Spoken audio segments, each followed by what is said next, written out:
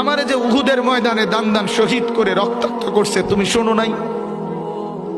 আমি যে 14 দিন পেটে ক্ষুধার তাড়নায় পাথর বাঁধছিলাম উম্মত, তোমার মনে নাই? একবারও শোনো নাই আমার ক্ষুধার কষ্ট, আমার পিঠের ব্যথা, আমার দাঁতের ব্যথা, আমার কাঁধে 2টা কড়া ঢুকে গেছে উম্মত। আমার ঘরে 3 মাস আল্লাহর নবীর স্ত্রী আয়েশা বলছে, আল্লাহর কসম উম্মত, নবীর স্ত্রী বলছে এক ফোঁটা চুলায় আগুন জ্বলে নাই।